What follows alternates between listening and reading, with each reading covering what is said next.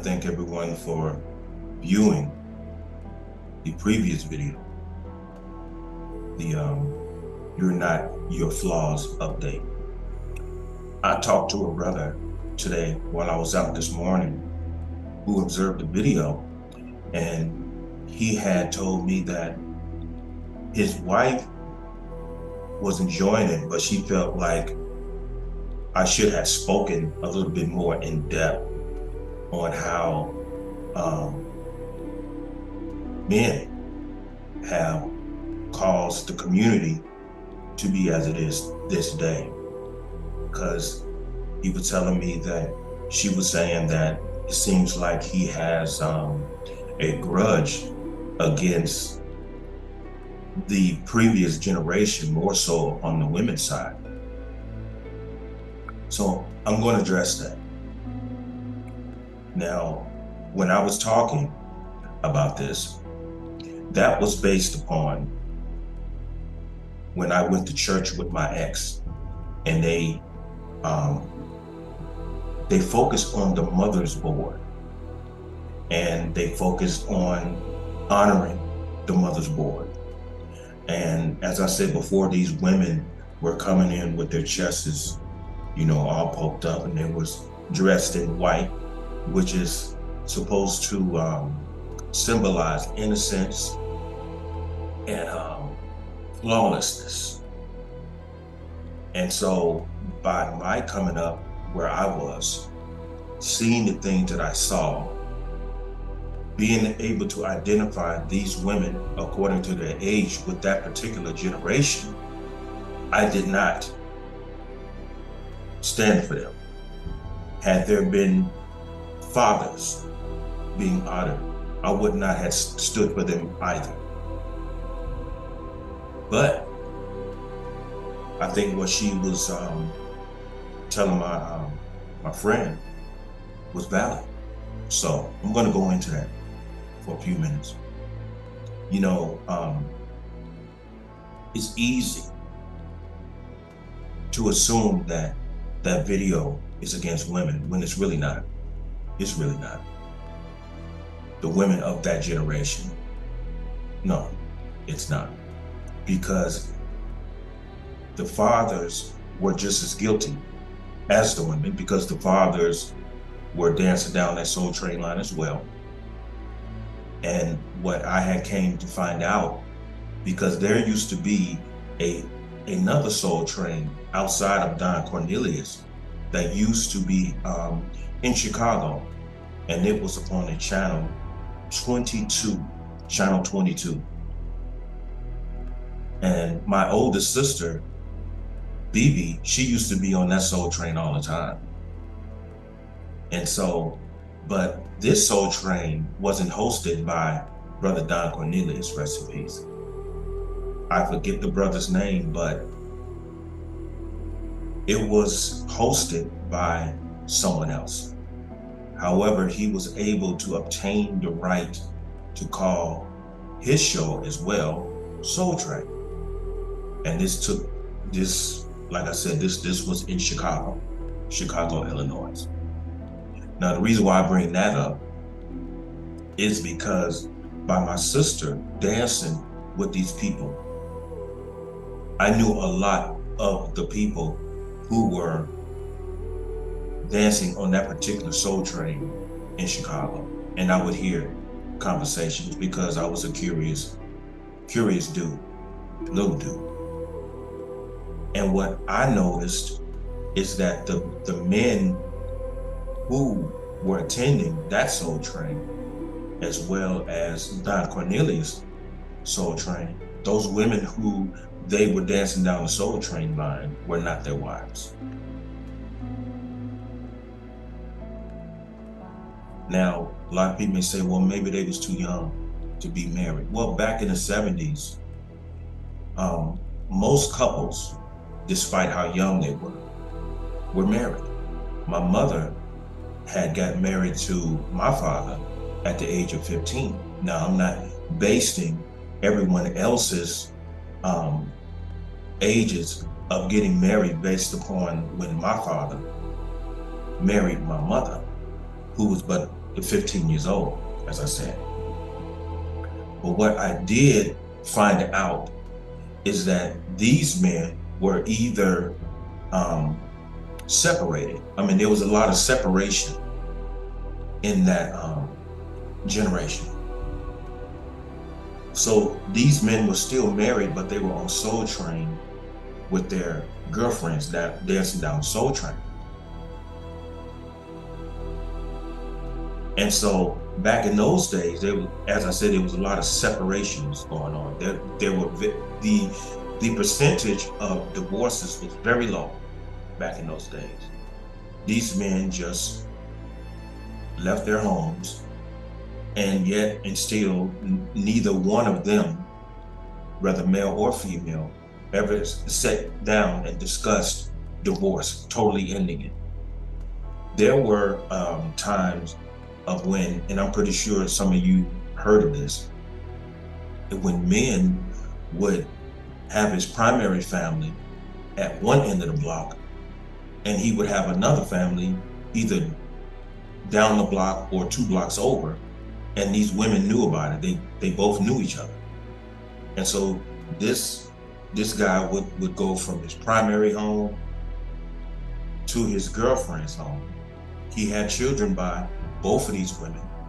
There was even one time I heard one of my auntie's friends, when I was over there with my auntie talking, while she was over there talking to one of her friends, and she told one of her young sons, who was but between 8 and 9 years old, and she said, go down there to Miss Lawrence's house and tell your daddy to come home because dinner is almost done. And so when me and my aunt was walking back to her car, I asked my aunt, I'm like, what's she talking about? My aunt had explained to me she was talking about her husband's girlfriend. And I'm like, her husband's girlfriend? And she knows about it? Now, one of the reasons why I questioned that at the age of 11 years old is because that was in opposition of what was going on where I was living in my great-grandmother's house. That type of stuff just wasn't gonna happen. And so I found that odd. And then I asked my wife, so I asked my auntie, so they both know about it? And she said, yeah. And I was like, wow. And my auntie, she said, you know that Temptation song? Papa was a Rolling Stone, and wherever he laid his hat was his home. She said, you have a lot of men out here like that in this society. We're talking about that present generation that the mother's board belonged to.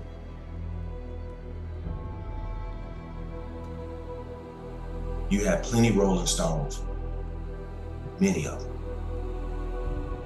A lot of parents who had children and failed marriages. That's what was going on back in those days. How did I end up being raised by my great-grandmother? Because when my 2 parents got married, we was living in this home in Chicago on 65th Street. And in that home with my mother and my father, it was very chaotic. You know, my first memory was my laying in my cradle. Yeah, my memory goes back that far. And I'm looking out my cradle, and my mother and my father was going back and forth in this real vicious argument. My mother had on this white gown, like bedroom gown, and my father had on some blue jeans. This is how well my memory is. He had on some blue jeans. He had on a black jacket and a black cap because he used to work at a gas station. He used to work at a gas station, and he used to also drive a tow truck. Let me slow down. And so they were in the hallway, and they was going back at it. My mother got kind of physical. So I believe I was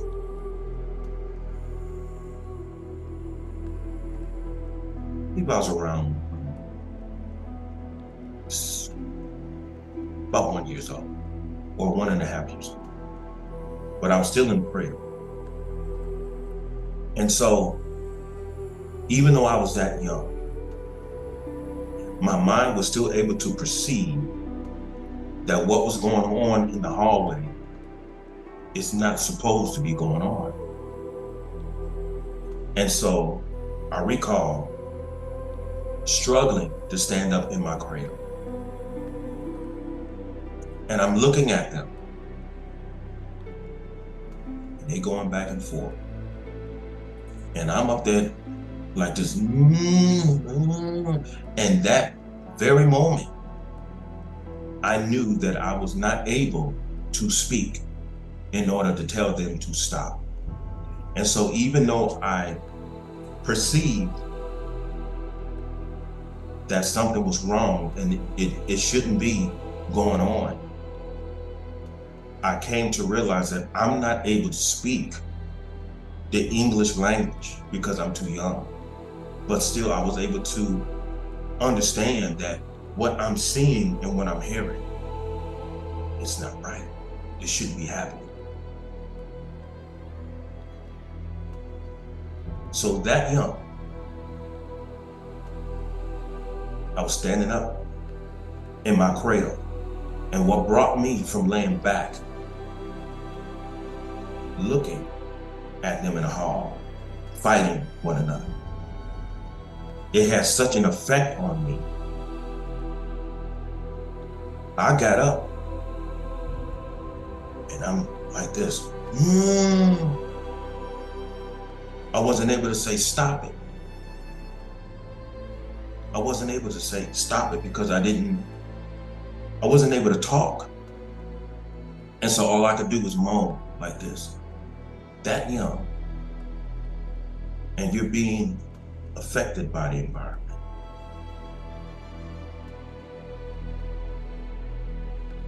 Even though this may sound like I'm lying, but I'm not. Even though I couldn't understand the English language, I couldn't speak it. But for some reason, I knew that they were arguing behind a woman.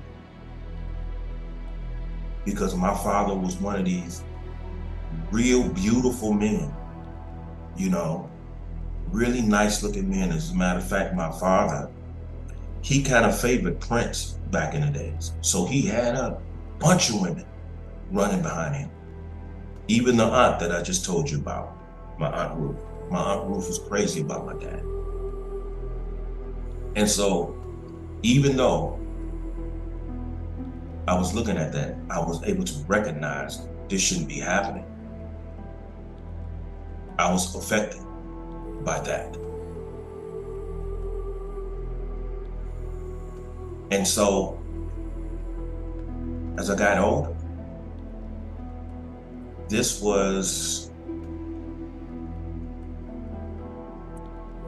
I found out that I had a stepbrother by the name of Terrell cancer. And so I didn't meet Terrell until I was 21 years old, because I was staying with my sister, who was staying in my dad's apartment above his church. He owned that apartment building. And so I was staying with her until I was going to get myself together. e- either in Chicago or California, where my mother had resided at the time, because I had just got out of Atterbury Job Corps Center. So he comes upstairs with my stepbrother, knocks on the door. I open up the door. Him and my stepbrother walks in. First thing he asks me, he says, "Where's BB?" I said, "She's not here right now." And I looked over at Terrell. I knew who he was because he looks just like him. He's just a darker version of him. He says, "By the way, this is your stepbrother. This is your brother Terrell." 21 years old. I'm meeting my stepbrother for the first time at the age of 21 years old. And then come to find out the reason why him and I looked like we were about the same age is because Terrell is 6 months younger than I. So that explains the argument in the hallway. My dad had 2 women pregnant at the same time. And then my mother found out about Terrell's mother. And so I'm meeting my stepbrother for the first time with a "by the way" introduction. So I looked at Terrell, I said, "What's up?" And he said, he was looking kind of uncomfortable because I have a presence and the demeanor that if you don't take the time to know me, when you first meet me, you may feel a little uncomfortable. Because when I look at people, don't look them only in the eyes. I look them deep in the eyes because I'm serious. And so when I met him, he said, "What's up?" And so my dad quickly ended that. He said, "Okay, well, when she gets in, tell her to come downstairs." I said, "Okay." And they left and they went downstairs to his church office. And that was it. I mean, that wasn't it between me and Terrell. That was it in terms of the introduction. And so after that, I get on the phone and I call my mother in California. I said, "Mom, guess who I just met?" And she said, "Who's that?" I said, "I just met Terrell. I just met my brother, Terrell." And she said, "Really?" I'm like, "Yeah." And I asked her, I said, "He looks like he's about my age." And she said, "Yeah, Terrell is nothing but 6 months younger than you." I'm like, "Really?" See, now hearing this information, I'm already adjusting myself as a man in terms of in opposition of what I just saw. So I told myself I would never in my life do that to a woman.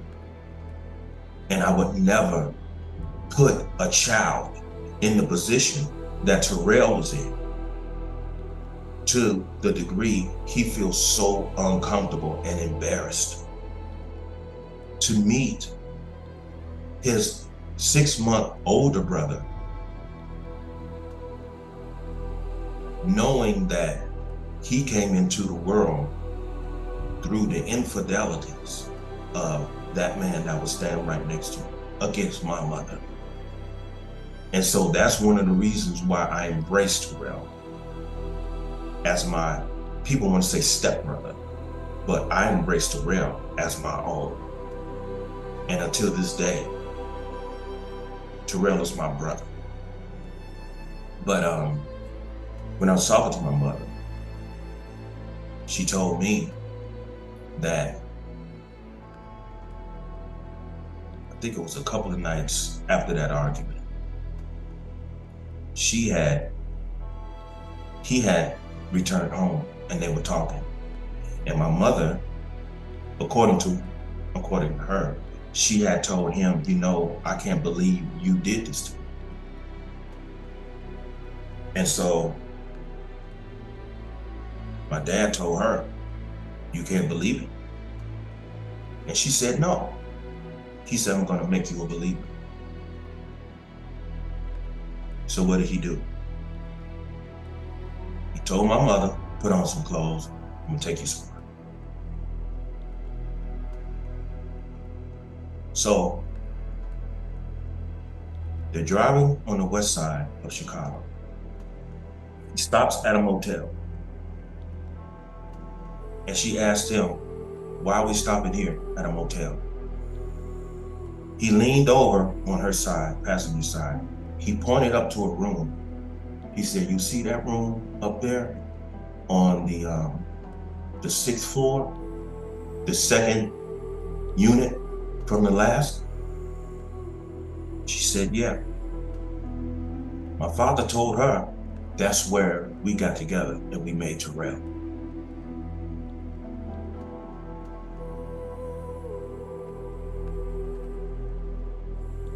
My mother was 17 years old.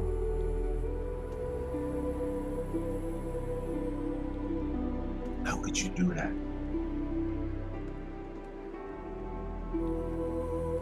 How could you do that to any woman?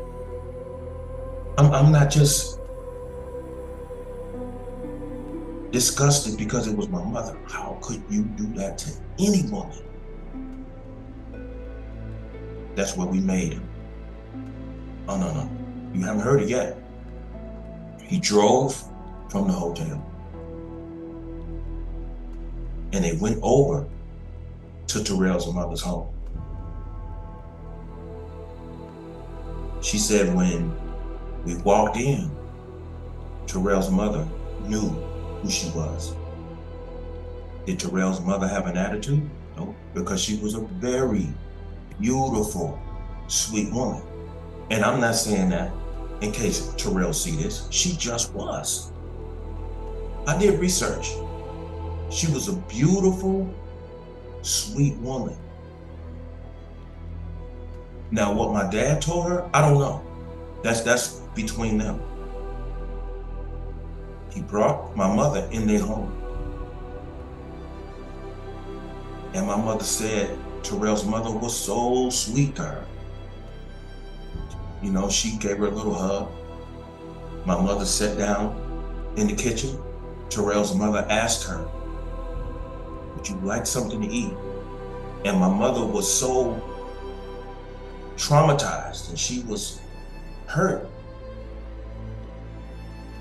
that she said no.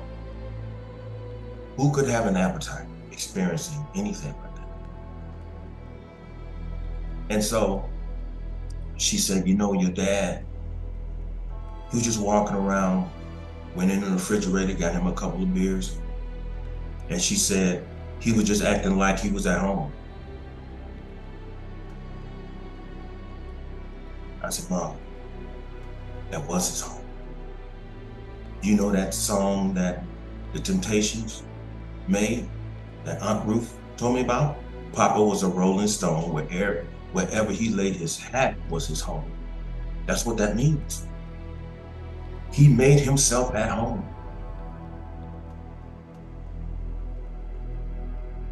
So,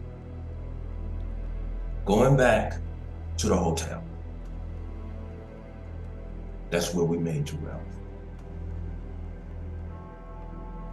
He reached into her heart, basically, put his claws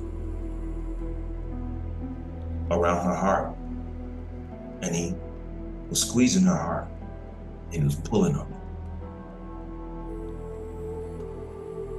Take her to the apartment, sit her down at the table. This woman is very sweet, so she couldn't get angry at this woman because Terrell's mother is sweet. She's a very sweet woman. It's impossible to get angry. Actually, that helped my mother be able to endure that because this woman was so nice to her. She didn't have no attitude towards me. Yeah. Because see, then it would explode it. But what helped my mother endure that and go through it was the fact that my brother's mother was very sweet to her. But when she saw how comfortable he was in that environment, that's when her heart was torn out. She couldn't eat. She was just able to, she just dropped her head. And what did she have to do? She had to accept it. She had to accept it. So I promised myself that I would never rip a woman's heart out like that, because that concerned me, because I came from this man. You understand? I came from that. That's who I came from. So do I have any of that inside of me? And I made certain that I was not gonna have children all over the place. That's one of the reasons why I have only 2 sons by 1 woman. She can't stand me, but I'm not going to have any more children by any other woman. Because when my 2 sons look at me, they're gonna know that I'm their father, and they don't have to share their father with anyone else. But I would never hurt a woman like that, never. And so I made certain that I patterned my life in opposition of his. I could never hurt a woman like that. And so, as time went on, due to the fact that he was going back and forth, we had a beautiful woman who lived on the next block from us when we were living on 65th Street. Her name was Miss Hall. Miss Hall was a splitting image of Billie Holiday. I wish that I had a picture of Miss Hall, because when I first seen some footage of Billie Holiday, when I was looking at TV with one of my uncles, and some footage of Billie Holiday came on, I said, "That's Miss Hall, that's Miss Hall." And my Uncle Shorty said, "No, that's not Miss Hall, that's Billie Holiday." I said, "No, that's Miss Hall." He said, "No." And they used to call me DA. DA, no, that's not Miss Hall. That's Billie Holiday. They just look a lot alike. And I'm like, oh, okay. That's probably one of the reasons why I love Billie Holiday, along with me thinking that Billie Holiday was beautiful. To me, Billie Holiday was fine. She was beautiful. And so, as time went on, my parents stayed together. While my dad went to work, my mother would take us down there to Miss Hall's. So she was out going back and forth to my great-grandmother's house to help her raise my uncles and my aunts. And so while my dad was out working and doing his thing, me and my sister, BB, was down at Miss Hall's place. It had gotten to the point where my mother started seeing this Black and Italian guy, real nice guy. His name was Larry. He was Black and Italian mixed, you know, and like I said in one of my previous videos, in Chicago, you're gonna have a lot of mixed people, like myself, Larry. Pretty much everyone in Chatham Village was what they call biracial.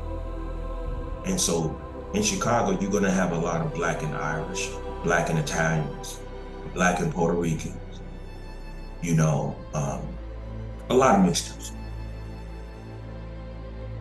And so my dad had noticed that every time he got off work, my mother wasn't home. And so he would always have to go down to Miss Hall's house to pick us up. And so when word got back to Miss Hall, what was going on, my dad had went down there to pick us up, and I'll never forget. Miss Hall obviously felt like she was being abused, because once she found out what the situation was, she told my dad when he came to pick us up that she gave my dad this box of my toys. And she said, until you and Marion, which is my mother's name, get it together, she said, I can't watch these kids anymore. She said, because as much as I love them, I can't be in the middle of the both of you guys destroying your family. And you know, my dad had me up on his hip.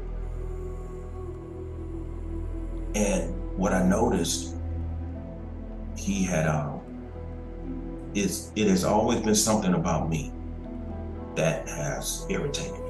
And when Miss Hall put that box of toys in his other arm, he just went.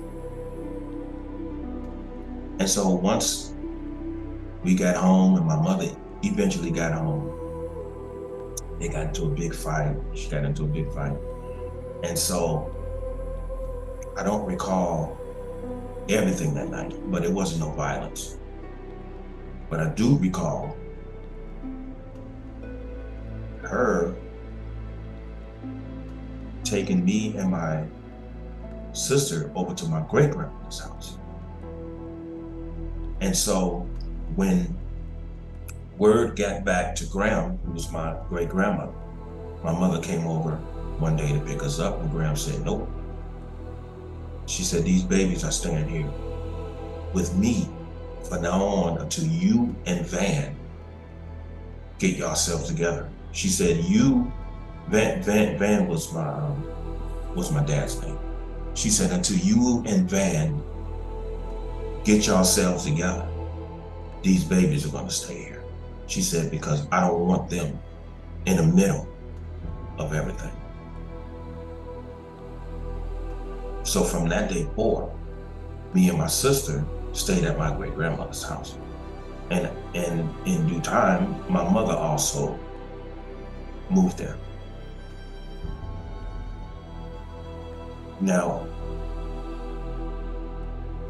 in terms of my uncles, all of my uncles and my aunts, they were the products of my grandfather's failed marriages. And it was similar, the same thing. So my grandfather's second wife, he had all of my aunts and my uncles by her. Beautiful, sweet woman, Odessa. That was my granddad's second wife. She was Black and Asian and Italian mixed. And so when they broke up, my granddad dropped off all of the my aunts and my uncles to my great-grandmother. And she didn't mind because my great-grandmother believed in family. And so that's how all of us got in that house in Chicago. That's how we all got there. And so I bring all of that up because the men wasn't no different than the women. And I say that because of the things that I would hear, the things that I would see. That's why I said the elders. And see, I'm only being respectful by calling them elders because they really wasn't elders. It's revealed because of what they did. They just a bunch of old folks, unless they redeem themselves. But they threw a lot of responsibility on grandmothers and great-grandmothers. This is the reason why a lot of us come up under our grandmothers and our great-grandmothers, because that generation failed.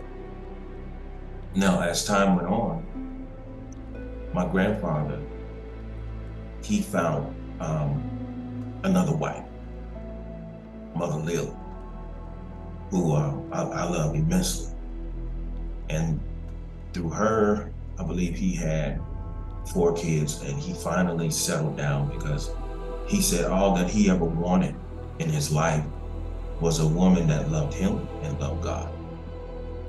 Me, I would have put it the other way, love God and then love him, but I understand what you meant.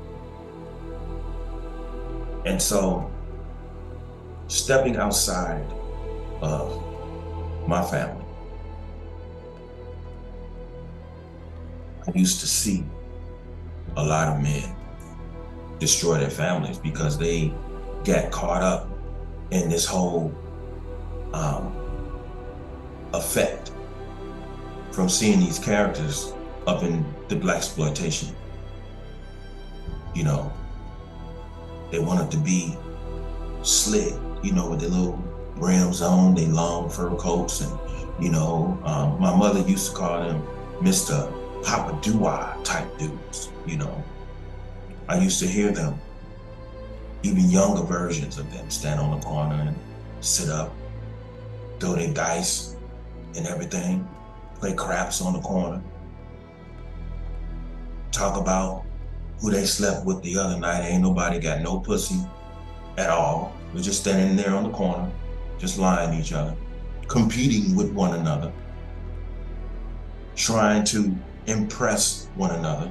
Well, I did this and I did that, and me, I'll kill a nigga, man, I'll kill a nigga. I used to sit around.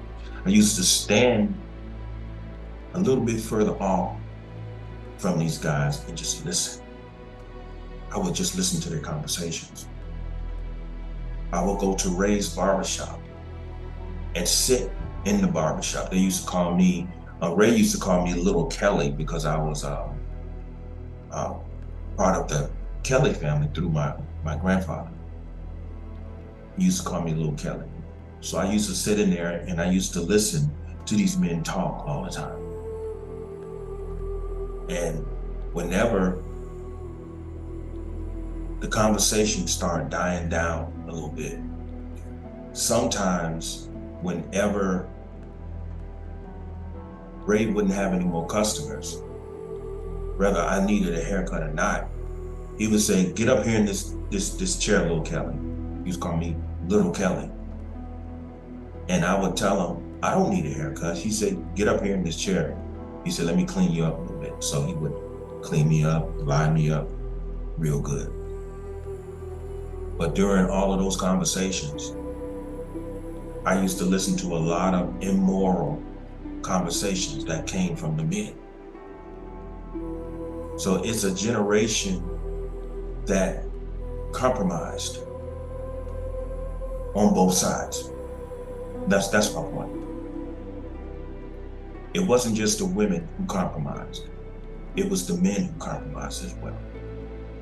But the generation before them were the marriages of my great-grandfather, in which lasted for 30 to 40 years. That was I would say, the last productive era when it came to marriages. And I would say, let's say like from the early 1900s going into the 1920s. And that era lasted until the early 1960s, 60s, and then that's when the marriages began to fail. And then we go into the 70s, like I explained some other videos. It's when the drugs came in, and the infidelity started increasing, and all of those things transpired, in which gave birth to the hip hop generation, in which gave all of these young people something to talk about based upon what they saw and felt in their environment. So it wasn't just the mother's book. The mothers, as I said before, that was simply an occasion of my being in a church with an ex, and they brought up the mother's board. And as a matter of fact, I recall when I was looking at my previous video, it wasn't, the church's title wasn't Mountain View, it was called Mountaintop. And so I wanted to point that out, that a whole lot of the grandfathers of this generation, they didn't help at all. They didn't help. And then you have the mothers lying to the children about who is their father. I mean, look at what Tupac's mother just did, how she lied about Tupac's father being deceased. Look at what Brother Kirk Franklin just had to endure. I would encourage pretty much everybody to observe that video, that documentary of Kirk Franklin, because these mothers hold a whole lot of animosity towards men. And I would have to include myself, because I'm somewhat going through that right now, having my son's mother consistently around my sons, lying to them every day of their lives. I have to know that that's going on with me, and there's nothing that I can do about it. Nothing.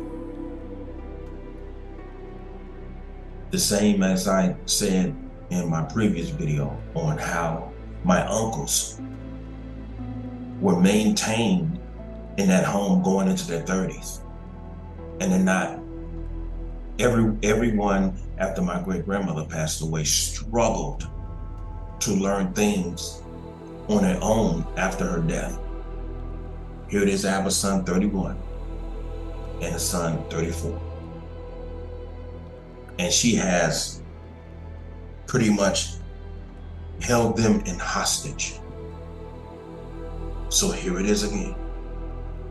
I saw my uncles go through that. Now I have to stand there and watch this woman sabotage their lives. Now I'm 60 going on, I'm going on 60 this month. And in January the 20th. Hold on. I think I need some more coffee. So say if something happened to me and I'm gone.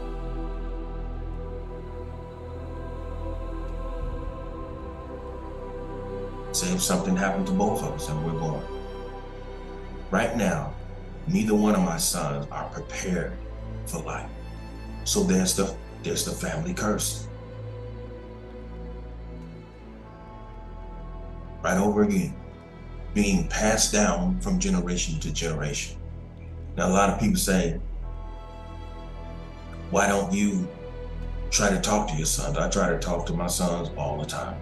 My oldest one, he's working for Amazon right now. That's the only one that I'm able to spend time with, because she has turned my youngest son totally against me.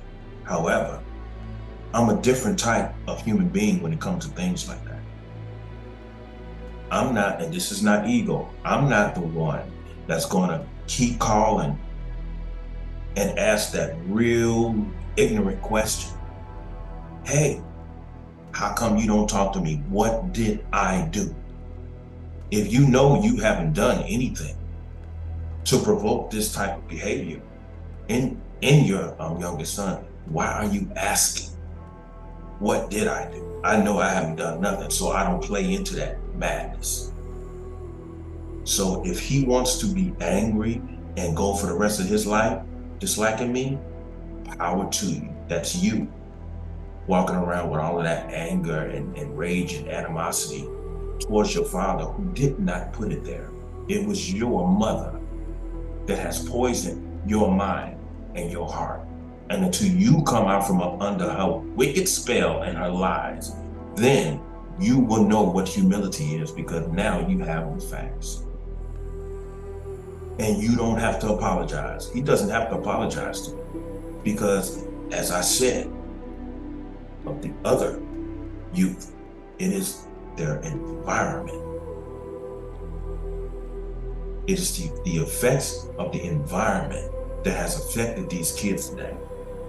So that's what it is. So I'm bringing all of this up because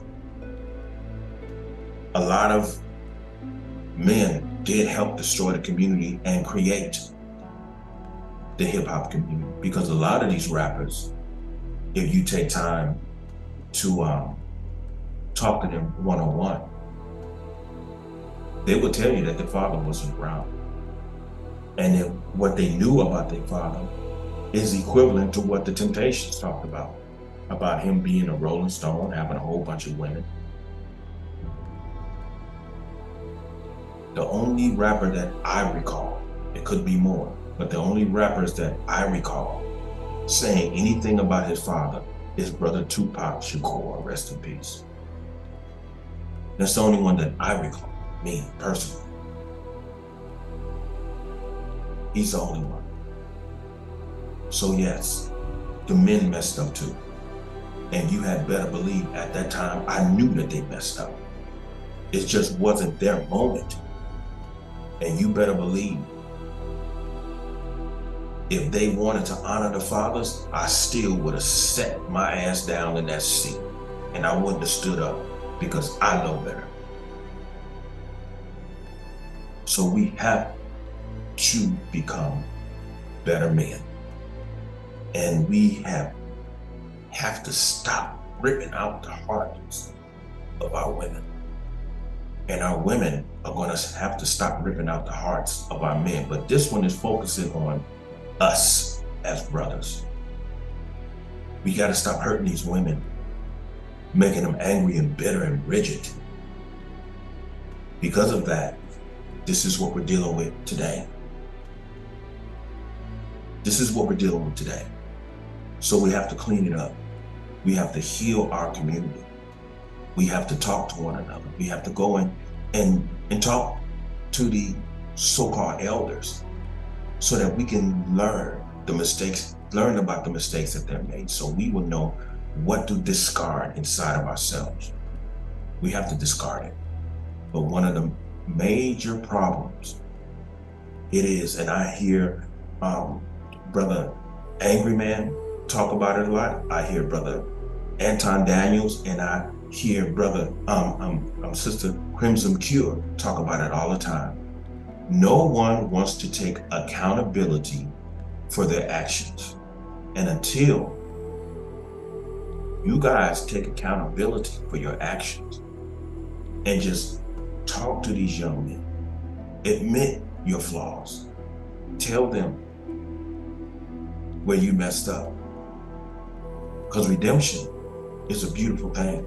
And when you pass that information over to these young men and you admit your flaws, you're helping these young men shape and mold themselves into better men than you were. See, the whole thing is to make our youth better than we were. Because if they're better than we were, then the standards of morality increase. They increase. And things get better by way of growth and increase. Redemption. Taking accountability for what we did and what we didn't do. That's how we grow. So with all that being said, And I thank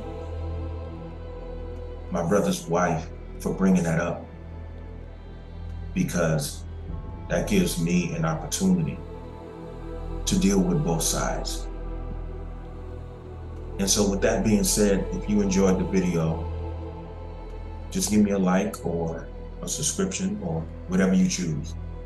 I mean, even if you just viewed it, I hope you get something out of this. I hope this answers some of the questions, even in the younger people, in terms of what could have happened and which produced the current situation.